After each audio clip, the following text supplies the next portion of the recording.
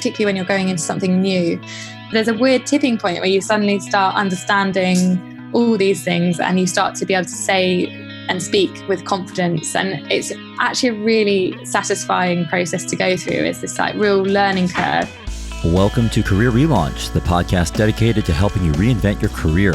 My name is Joseph Liu, and I'm here to help you gain the clarity, confidence, and courage to overcome the challenges of making changes to your career so you can do more meaningful work and truly enjoy your professional life. In each episode, I feature people who have decided to step off the beaten path to reinvent their careers and do work that matters.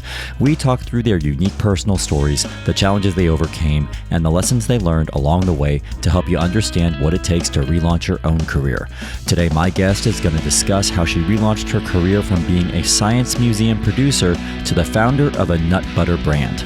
We'll discuss why testing your ideas is a great way to build confidence and the importance of taking action to turn your ideas into reality. Afterwards, during today's Mental Fuel, I'll talk about how to do something you have no idea how to do.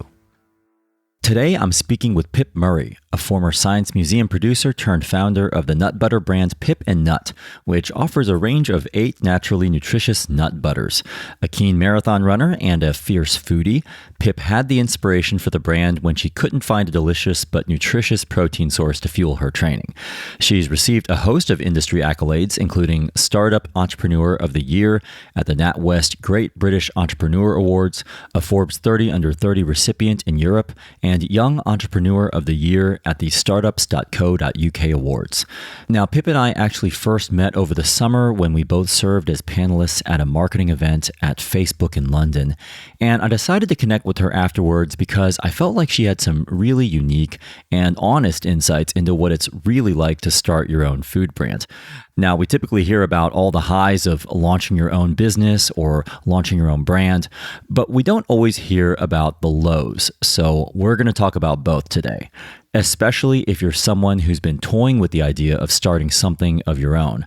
I hope today's conversation can help remind you that the journey to launch your own brand is often daunting at first, but with enough hard work and persistence, absolutely can become a reality. You can get all the show notes from today's episode at careerrelaunch.net/68. Pip and I spoke this past summer in London. Good morning, Pip, and welcome to Career Relaunch. It's great to have you on the show. Thank you so much for having me. It's a pleasure. Okay, well, I'd love to kick off by just having you tell us what is keeping you busy right now in your work and also the rest of your life. So busy at the moment. So at work, we're actually doing a pretty large funding round, which I'm hopefully going to close in the next sort of month. I mean, we've got a lot of new products coming out this year, both within our existing category that we are currently within, which is obviously nut butter and peanut butter. I think it's 6 different product launches over the course of the next year. So that's a really big one for us. Wow. A big campaign that we're planning in September, but all the hard work happens right now. So yeah, a lot of plates are being spun at the moment. What about the rest of your life? What's keeping you busy right now in the rest of your life? This is always the challenge with having a startup, isn't it? It's like you focus so much on the business and the rest of your life kind of slightly sometimes falls by the wayside. Right.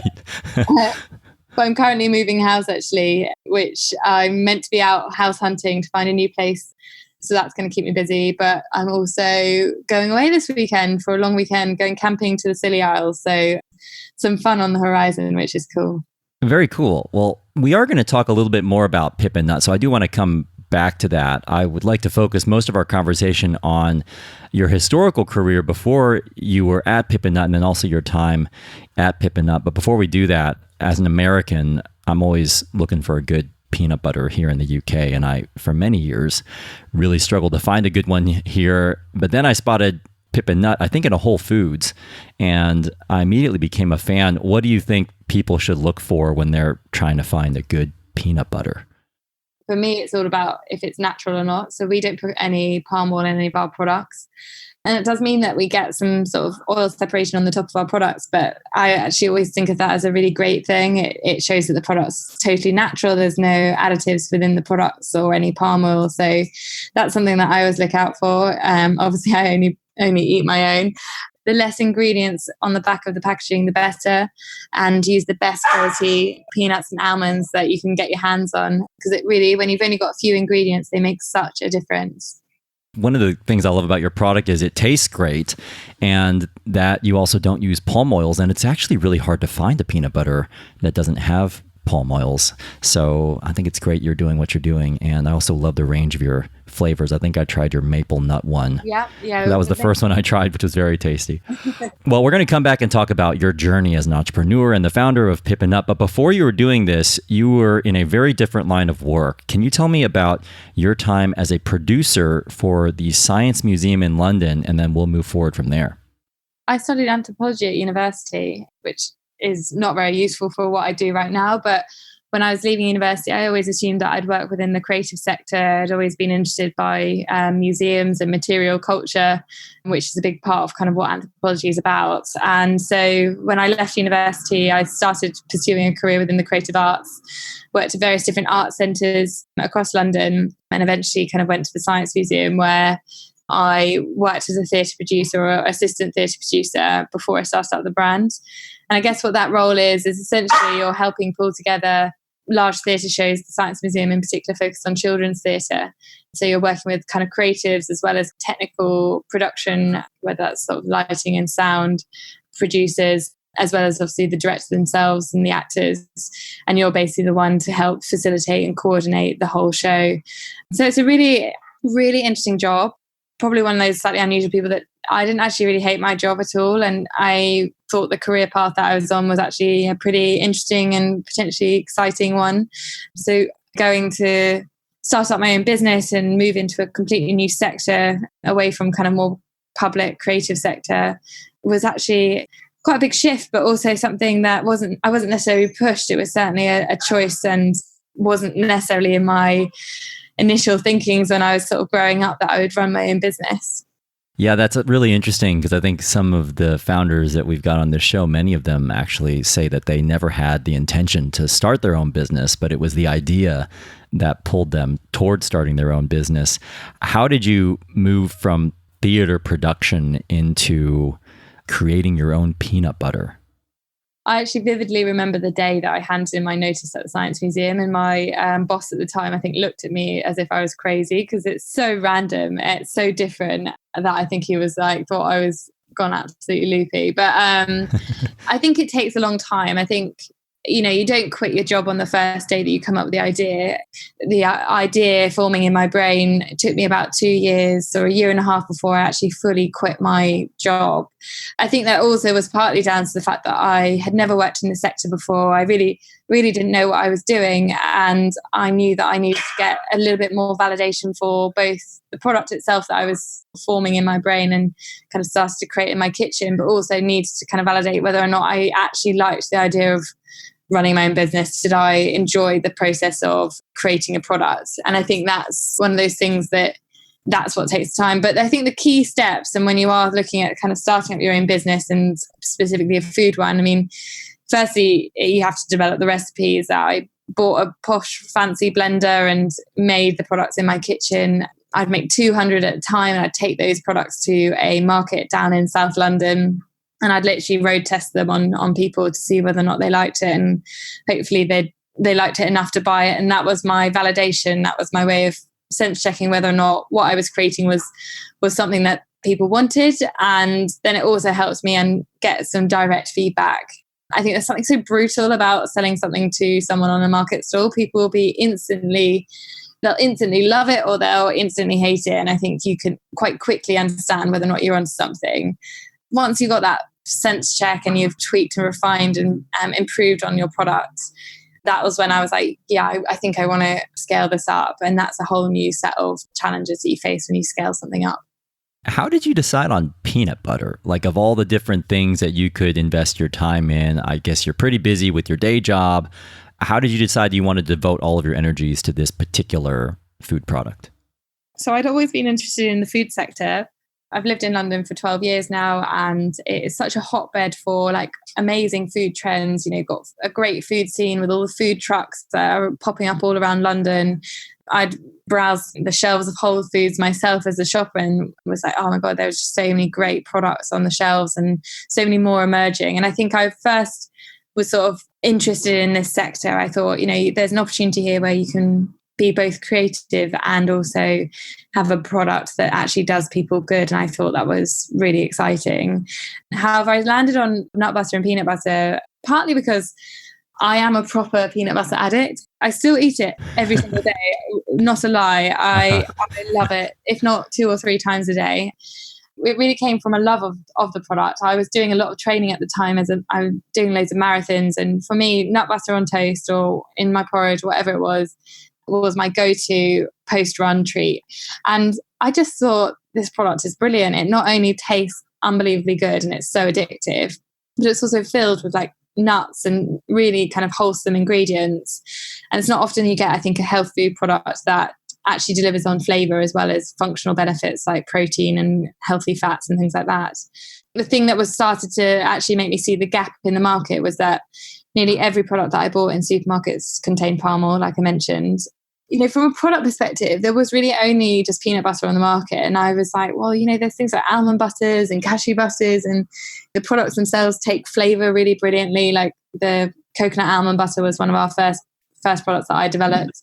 And it's just a really great flavor combo. And I felt like there wasn't really a brand taking hold of that. And I just really loved the fact that this space in the supermarket, which was a bit traditional, a bit tired, hadn't really seen a brand enter into this space in the past 30 years, which is so open for an innovative brand to come in.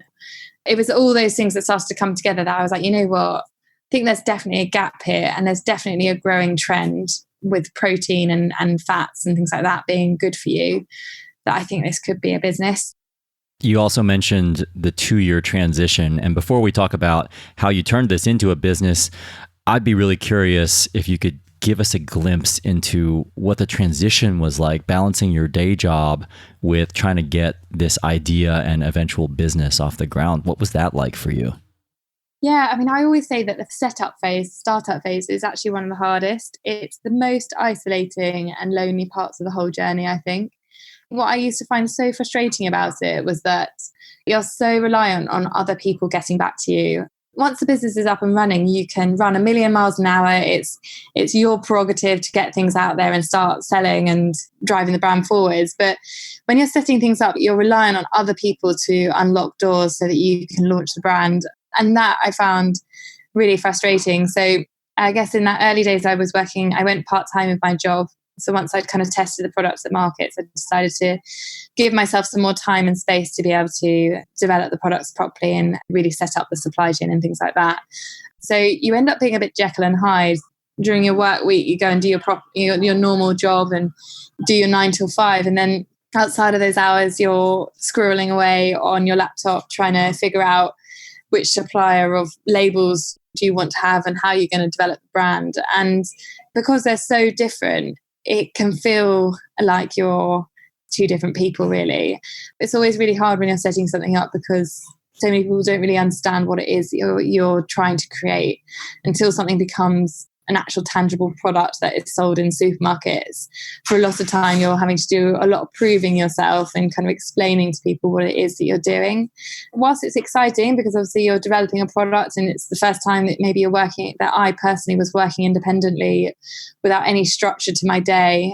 I'd work 3 days at the museum and then the rest of the time I'd work on the business. So the rest of the 4 days would be on the business. You know, that's really cool and exciting and freeing in lots of ways.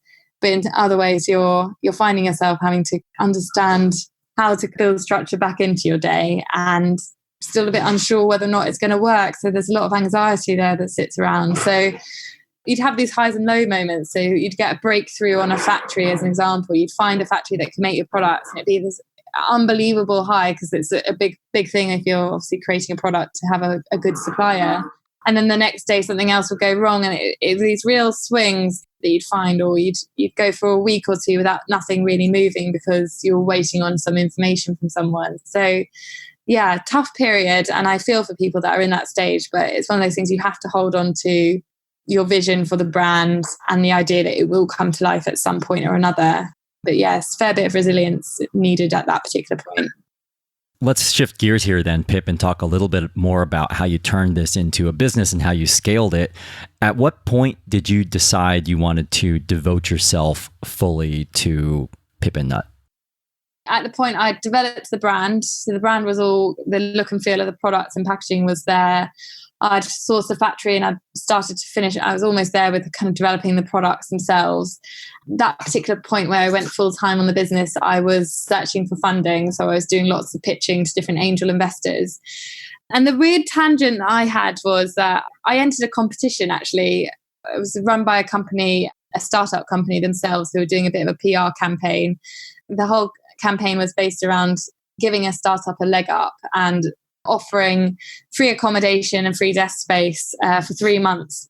And I entered on a bit of a whim. And the catch of this whole competition was that it was to live rent-free, but in a garden shed in the back garden of their headquarters.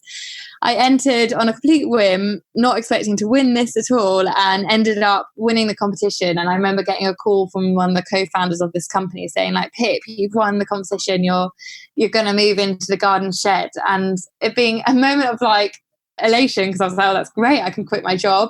I don't have any overheads that I had to worry about. I could focus on the business completely.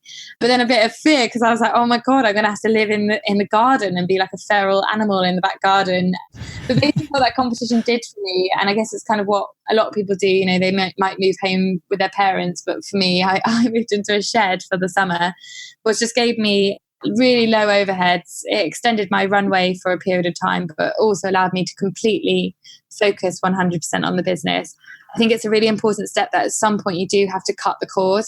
You do almost have to make this your primary job and less of a side hustle. I actually did a crowdfunding campaign on Crowdcube, which is sort of an equity crowdfunding site, and raised £120,000, which I completed at the end of the summer, which then allowed me to go continue to work full time on the business, move back into normal accommodation, and get a desk space and a co-working space. So I'm listening to this, Pip, and this is a very impressive story. And at the same time, I'm listening to this and thinking about other listeners out there who maybe don't have a background in business, but they've got an idea that they're tinkering with and they're thinking about how to turn it into a full-fledged business. You were a museum producer before. You mentioned you had a background in the arts. How did you manage to figure out the commercial aspects of starting and running your own business? You mentioned pitching, finding a supplier, you mentioned crowdfunding. How did you figure out how to do all this? I was a complete and utter novice when it came to business, whereas now I love it. And actually, it's probably the elements that I really enjoy is actually the slightly more commercial parts of the business. So for anyone that's out there that's thinking, God, I don't think I can do it because I don't know how to do finance, or I don't know what model I need to be working to, like neither did I totally fresh faced to it all. The main things that you can do to try and upskill yourself is firstly, shrug off any perception that you can't do it. Just get over that as soon as you possibly can, because you're going to have to, and there's no question about it. Secondly, it's about then reaching out to people that you know and any contacts that you potentially have within the sector that you're about to enter into. So there are a number of brands that I loved. I had a few friends also that worked in the industry, and I remember trying to get them to connect me with people that could help. There is a time and a place for consultants as well within any business. So for me, I worked with a kind of finance consultant so that I could get to grips with what the model was. So what margins did I need to make? What margins did other people need to make? And all those really important things that you need to ensure that you've got the right structure, financial structure within the business. So some things I think you definitely need to try and get expertise, and you might have to at some point have to pay some sort of consultancy fees in order to get proper models and access to information. But so much of it you can also get through just learning. And I think listening to podcasts like this is one really good way of starting to absorb things that you need to know. Going to trade events and speaking to people, going to speaking events where people are talking about things, and trying to grab people at the end of when they're doing their, talks or whatever, and seeing if you can get their email address and go for a coffee and then pick their brain. People do share information quite openly. So whether that's a contact name for Selfridges buyer to what margin they make at a certain retailer, most people are fairly open with this sort of information. But it's a gradual process, and I think you just need to take it step by step, particularly when you're going into something new. There's a weird tipping point where you suddenly start understanding all these things and you start to be able to say and speak with confidence. And it's actually a really satisfying process to go through. It's this like real learning curve, but then you come out the other end and you're like, wow, I actually have a good grip on what this industry is all about. I think it's all about learning on the job. And I'm a big believer that you can teach yourself anything that you need to know. And then as soon as you possibly can, hire people that can improve on the things that you've started. Very good advice. Now, I know your brand's known for its nut butter, Pip. Can we talk for a second about the almond drinks? Yeah. Okay. Yeah. So I first spotted your almond drinks in Holland and Barrett, and I actually like them a lot. For those of the listeners out there who are not familiar with Holland and Barrett, it's a very well-known health foods retailer in the UK. But I understand that the drinks aren't necessarily a product line that you're focused as much on. Can you describe how you thought through whether or not to continue investing into this subline of your products? And I guess what's behind my question is that if anyone out there is listening to this and they've ever started anything of their own and you've invested all your energy into something to get it off the ground, it can be hard to know when to let go of that idea and when to move on. How did you think through whether or not to keep pushing this subline of products? So we have actually pulled them out of the market now. And it was a really tough decision. You know, I developed those products and had such belief that they could work and that they'd be a big part of our business going forwards. When it comes to products and when you launch them, you know very quickly within the first 6 months whether or not they're going to really work. Consumers will tell you very quickly whether or not they're something that will continue to prosper. And I think some of the things that we noticed, for instance, was that even when we were doing samplings in store, we do loads and loads of samplings across our different stores to get people to try our products. The reaction to our almond milks versus what people were like when they tried our nut butters was just so unbelievably different. People were less excited about them. They'd often not go back for a second sample. All these really like soft measures that you start to clock that you're like, I'm not sure if this is quite right. As well, for us, we noticed that there were a lot of brands entering that space. And when I initially started developing them, there was still a lot of white space within this particular category. But by the time that I'd finished developing them, they took about a year and a half to develop. It was really crowded and the category itself wasn't growing as it was 2 years prior to that. And all these kind of market conditions as well, I was like, you know what, this is going to be really tough to get this going.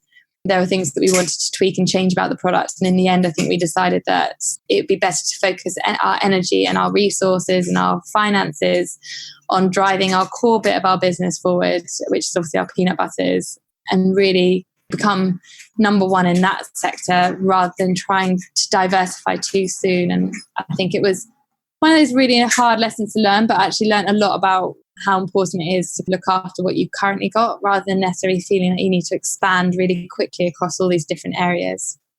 Yeah, that's a great tip. I think that there's always this temptation to spread yourself a little bit too thin, no pun intended. And it can be hard to know where to focus your energies. So very interesting. Yeah. The last thing I want to talk about, Pip, before we wrap up, are just a few of the lessons you've learned after shifting from being an employee to a food brand founder. And you and I first crossed paths because we both spoke at the Marketing Academy Foundation event at Facebook in London earlier this year.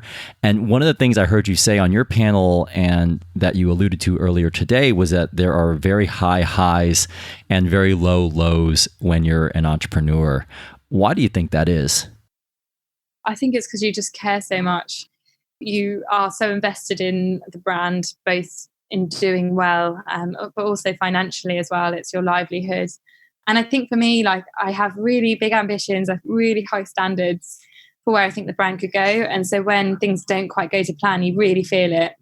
Things that don't go quite to plan are often felt more within small businesses, because whether you, for instance, don't win a customer that you're expecting to win, that probably is more meaningful for you as a small business owner in terms of financially than it probably is for, say, a larger business that can switch focus onto a different customer, as an example, and kind of fill the gaps. But I do think it's predominantly because you're emotionally connected to the brand. It's almost like your baby, isn't it? It's like something that you've nurtured from a really early age that you know intrinsically, and therefore if something isn't quite right, you know, you feel it. But I would say that over time you stop reacting so much to everything and anything. I feel like now I'm much more level-headed. Yes, there'll be days which get me down or that I'll find tough, but I won't react in such an explosive way than probably I did in the first year or two. And I think that's almost because you start to realize what a real problem is versus one that's just a bit of a hiccup. that's just something that you build a level of resilience and a level of understanding about as business grows. But having said that, the high is when the things are going incredibly well and, you're flying, like it's just no better feeling. And there's such joy in the fact that particularly a product that you had in your head 5 years ago is now stocked in, Pip Nut stocked in about 5,000 stores around the UK, and it's eaten by thousands of people every day for breakfast, like those sorts of feelings. And when you hear great feedback from people, it's just so rewarding, particularly when your product is also doing people good. It's good for people, like that's even better. It's one of the blessings and the curses of running your own business. It's not like a job, it really isn't. It's so much more than that. It's not just a clock in, clock out kind of attitude that you take. You really care. Something else you said on the panel, Pip, was that it's important to put something out there, even if it's not 100% finished. What did you mean by that, and why is that so important? Particularly when you're starting something up, when you're really at that early stage, you can get a little bit preoccupied on making sure that, or comparing yourself to businesses that are maybe 5 or 10 years old. And actually, sometimes it's a case of that you need to get the product out in the market and tested. Now, there are certain things that probably you can compromise. So, for instance, maybe you didn't quite get the packaging supplier that you wanted, or, there are things that you'd like to improve. But I think when it comes to the product, try and get it as good as you possibly can do. But I think always be aware that a product can always be improved. But certainly when you're just trying to test something, get a feel for whether or not something is going to resonate with shoppers, I think it is quite important to start doing. Otherwise, your idea will just always be an idea. If you just keep thinking about it, well, nothing's going to move forwards. But if you test it on a really low level, basic way, that is a really good way to start the ball moving and give yourself some confidence to then really go for it. Otherwise, you'll feel like there's this huge gulf that you have to jump over in order to launch the brand, when in actual fact it's a series of small improvements that get you to where you need to go. Yeah, that makes a lot of sense. I think especially for the perfectionists out there, and I include myself in that group, we have this tendency of wanting to get everything exactly right before we take action on it or to put it out there for people to see. And in the meantime, you're not learning anything about it. You're probably going to change it again anyway, even if you've launched the version that you think is perfect. So yeah, the series of small steps makes a lot of sense. Finally, is there anything in particular that surprised you about shifting from working in a museum to running your own food brand and company? I think the thing that I never ever really thought about was the fact that if everything goes well, which has gone pretty well so far, that you'll end up leading a team, which seems like a really funny thing to say. Like, you focus so much on the product and what the brand looks like. But for me personally, like the fact that, there's sort of 14 of us in the team at the moment, so it's still quite small, but growing quite fast. Suddenly you find yourself in a completely different kind of role in your own right. You're a leader within the team. You're there to help shape the culture and nurture and encourage the people within the business to prosper. It's actually, for me, I was 24 at the time when I started up the business. I'd never managed anyone.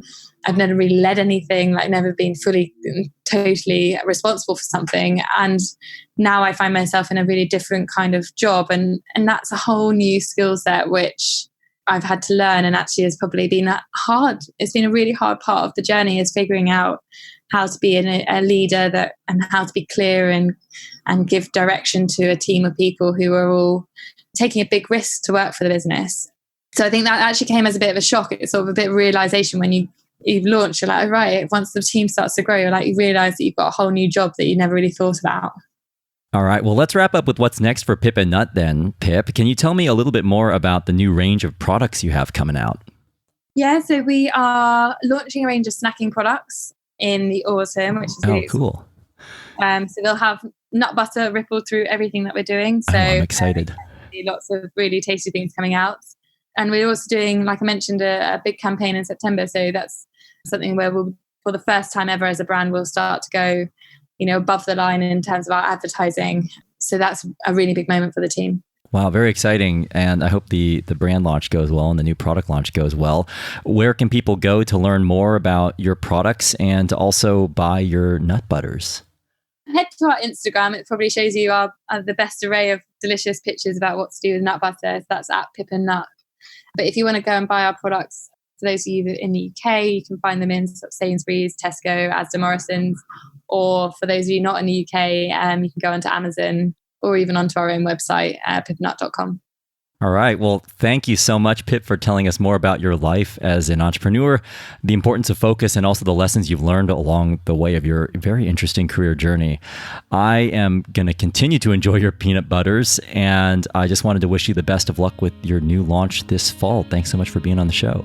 Thank you so much.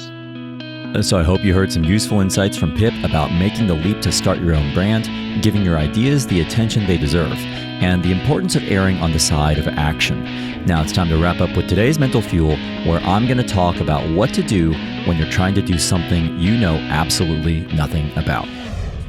Before we get to today's Mental Fuel, I just wanted to thank A2 Hosting for supporting this episode of Career Relaunch. A2 is the web host provider I use and trust for my own websites. They even offer 100% carbon neutral green hosting. For an easy, fast, and affordable way to get your personal website online today, visit careerrelaunch.net/A2 to get 50% off your web hosting plan. This is the part of the show called Mental Fuel, where I finish the show with a brief personal story related to one of the topics we covered today and wrap up with a simple challenge to help you move forward with your own career goals. For today's Mental Fuel, I wanted to go back to something Pip said about dropping a common self-limiting belief that you can't do something in an area where you have no prior experience. Also about upskilling and connecting with people who can help you close your knowledge gaps so you can do those things you initially knew nothing about. And this got me thinking about this very natural tendency to second guess yourself when you're trying to do something new in a space where you have no direct experience and no idea how to start. Almost like sabotaging your ideas before you even attempt to make them a reality. I definitely catch myself most often feeling like an unworthy imposter whenever I'm trying to make a pivot to do something new in my career. I actually think that self-doubt is one of the most common emotions you can feel when you're attempting to open a new chapter in your career because, by definition, starting something new means you have no experience in doing it. And understandably, that can feel daunting, overwhelming, and prohibitively difficult. For example, before I started this podcast, I'd spent a lot of time wanting to do a podcast, but feeling a bit stuck because there was just so much to figure out. But I eventually broke it down. I remember listening to other podcasts about how to start a podcast. I read some articles by leading podcasters about how to secure sponsors. I solicited opinions about the various microphones I could buy from podcast hosts out there who I thought sounded good on air and were gracious enough to point me in the right direction. And I did quite a bit of online research to fill my own knowledge gaps when it came to the technical aspects of creating a podcast feed and website. Eventually, I figured it out. And going through the process of creating this podcast has actually helped give me more confidence when I'm trying to do other things I've never done before. For example, I've been thinking about writing a book about career change because I've had a couple publishers reach out to me, and this is something that audience members and clients have asked me about before, but I literally have no clue about writing a book, whether I can make the time to do it, and exactly where to start. At the same time, I know that people out there who have never written books do write books, so I know it can be done. So the way I start doing something I know nothing about is to first write down all the unanswered questions I need to address so I can at least visualize the extent and scope of my knowledge gaps.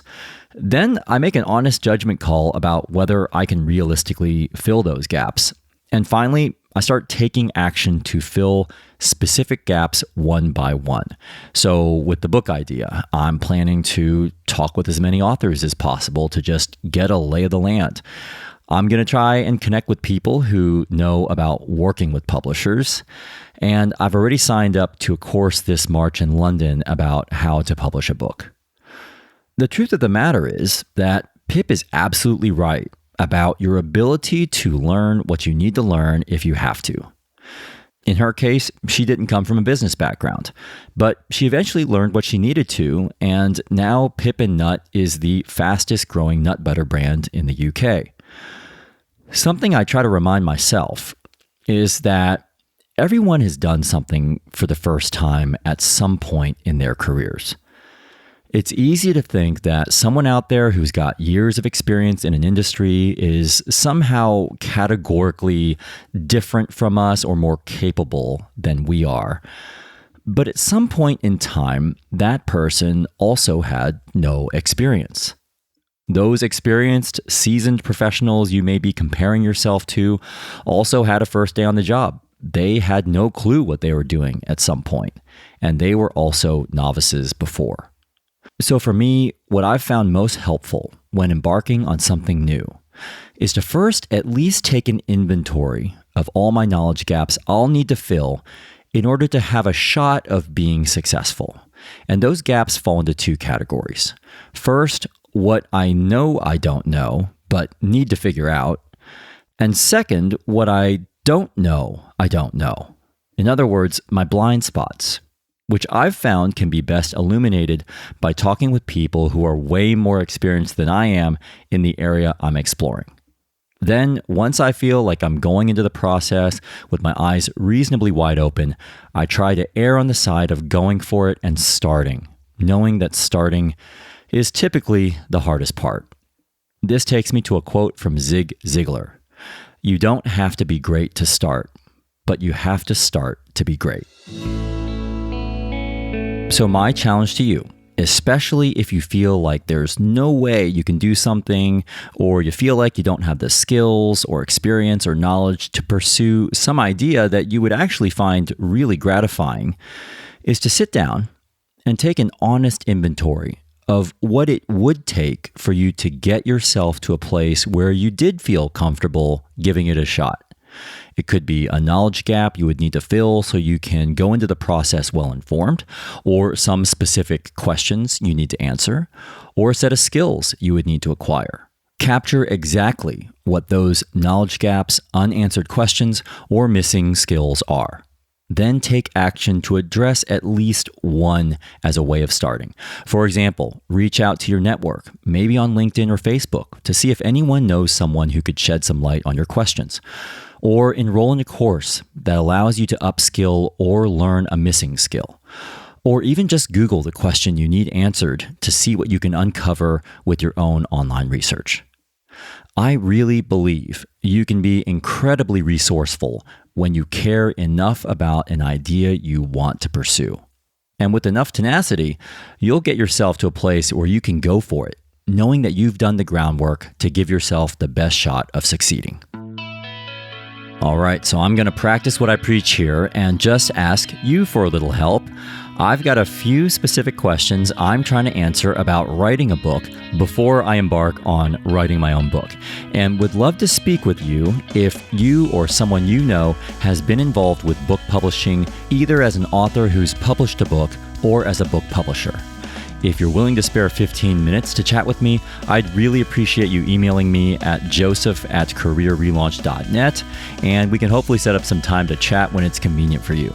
Thanks in advance for your time. If you enjoyed today's episode and want to learn more about our guest, Pip Murray, or her brand, Pip & Nut, just go to careerrelaunch.net/68, where you can also find a summary of our discussion today. Again, that's careerrelaunch.net/68. In our final Career Relaunch episode of 2019 that airs in a couple weeks, we're going to stay here in London, where I'll be speaking with a psychotherapist who founded her own wellness magazine. We're going to talk about how losing someone close to you can shape your own career decisions, and what it's like to balance two very different jobs that require you to be two very different people. Thanks so much for listening to Career Relaunch, and a very special thanks to Pip Murray for sharing her unique career story with us today from London. This episode was mixed by Richard Pennington. Electrocardiogram wrote and performed our original theme song. I'm Joseph Liu, and I'll see you next time.